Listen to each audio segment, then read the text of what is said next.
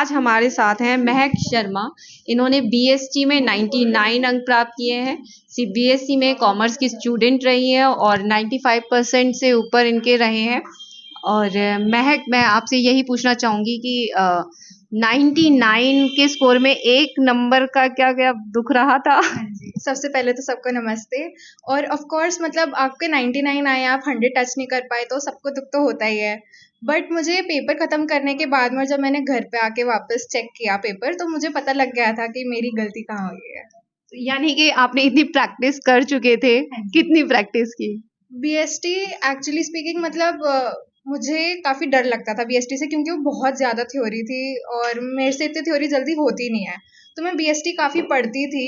NCERT मतलब मैं हर chapter around 4-5 बार पढ़ चुकी थी, प्लस मैं सुभाष डे से भी क्वेश्चंस प्रैक्टिस कर रही थी, तो बीएसटी वाज मैनेजेबल, हो गया था बीएसटी। आरजी क्लासेस के प्रैक्टिस पेपर ने कितनी हेल्प की आपकी?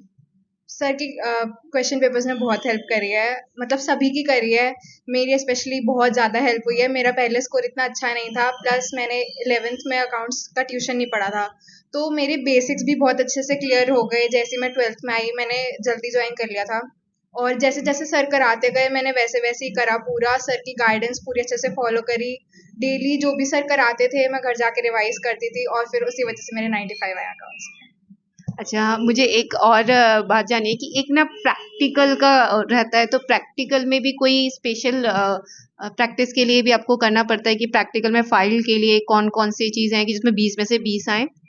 प्रैक्टिकल के अंदर बेसिकली जो भी आपके टीचर्स आपको गाइड कर रहे हैं, आपकी फाइल मेरी एक एडवाइस रहेगी कि अपनी फाइल आप जल्दी बना लें।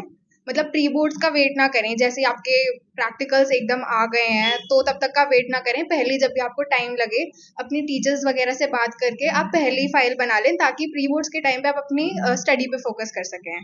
और मतलब आपको टीचर्स भी टिप्स देते हैं। प्लस अगर आप अपने प्रैक्टिकल के कंटेंट से एकदम थरो हैं, तो आपको कोई प्रॉब्लम होगी नहीं, क्योंकि वो क्वेश्चन सारे प्रैक्टिकल से ही आते हैं। अच्छा, आपके फ्यूचर प्लान्स के बारे में बताएँ हमें। मैं फ्यूचर प्लान्स मेरे हैं कि मतलब अभी मैंने सीयूईटी दिया है, और उसके बाद में मैं सीए परस्यू करूंगी। जान में मेरा अटेम्प्ट है फाउंडेशन का।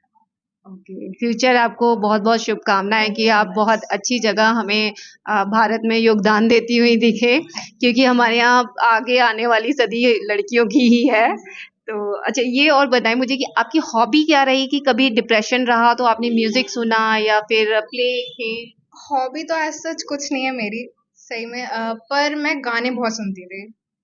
पूरे टाइम मैं गाने ही सुनती रहती थी, even while doing accounts, maths या कोई भी सब्जेक्ट। इवन थ्योरी के टाइम पे जैसे बच्चे गाने सुनना बहुत अवॉइड करते हैं, बट तब भी मेरे कान में गाने चलते रहते थे पूरे टाइम।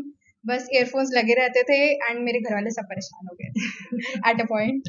अच्छा, डिप्रेशन था प्रैक्टिकल के समय, प्री बोर्ड के टाइम पे थोड़ा-सा रहता है कि हमें स्कोर जो होते हैं वो स्कूल से थोड़े कम मिलते हैं।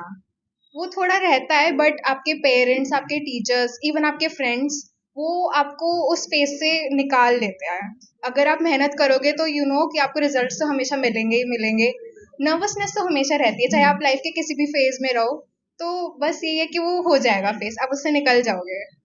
तो नर्वसनेस तो मतलब कह दें कि इंसान के डीएनए में है, हाँ जी। लेकिन नर्वस से हम बाहर निकलेंगे तो सक्सेस का रास्ता मिलेगा। दुनिया में कोई होगा जिसे नर्वसनेस फील नहीं होती होगी, मेरे पॉइंट ऑफ व्यू में तो वो है पॉसिबल। आप उससे फॉर श्योर कोप कर पाओगे। और मैंने एक चीज़ ये नोटिस करी कि 10th के पेपर्स में मुझे ज़्यादा नर्वसनेस होती थी, क्योंकि वो पहला बोर्ड था। 12th कंपेरेटिवली काफ़ी काम था। तो मतलब 10th बोर्ड का जो फेज होता है खत्म कर देता है, हाँ तो जी। 12th और आगे की लाइफ में कोई एग्जाम का फेयर नहीं है। फियर तो रहता है। अगर फॉर एग्जांपल आप प्रोफेशनल कोर्सेज परस्यू कर रहे हैं, उसका अलग फियर है। आप अगर सीयूईटी दे रहे हैं, 12th के बोर्ड्स दे रहे हैं, सबका एक अलग काइंड ऑफ फियर है। बट बोर्ड्स का मुझे इतना नहीं था, क्योंकि 10th के ऑलरेडी दे दिए थे और मैं familiar थी उस थोड़े प्रेशर से। तो महक, आपसे मिलके बहुत अच्छा लगा और आपने बहुत अच्छी तरीके से बता दिया कि मेहनत से हम हासिल तो कर सकते हैं और उसके लिए हमें इतना बोरो होने की ज़रूरत नहीं है। Yes, definitely. थैंक यू महक, आपका बहुत-बहुत क्या कहते हैं चैनल के थ्रू थैंक यू कहूँगी कि आपने बहुत अच्छे से अपनी बात कही और बच्चों के लिए एक टिप्स हो जाए कि कैसे वो आगे 12th में जो आपको लगता है कि मेरी कमी रही और बाकी जो अचीव कर सकते हैं। बस डेली मेहनत करते जाएं, जो भी क्लासेस में डेली हो रहा है उसको आप उसी दिन रिवाइज करें, अपनी रिविजन्स के राउंड्स बढ़ाएं, तो उससे सारे कॉन्सेप्ट क्लैरिटी बहुत अच्छे से होगी और आपके दिमाग में बैठा रहेगा सब सारा कंटेंट। मैक आपको बहुत बहुत मुबारक और कंग्रेचुलेशंस। आप ऐसे ही फ्यूचर में बहुत अच्छे से कॉन्फिडेंस के साथ, जैसे आपने जी बस मतलब आपकी एक खासियत मैं बताती हूँ जो मुझे फील हुई, आप बहुत कॉन्फिडेंस है और ये कॉन्फिडेंस आप बनाए रखिएगा। Best of luck. Thank you so much.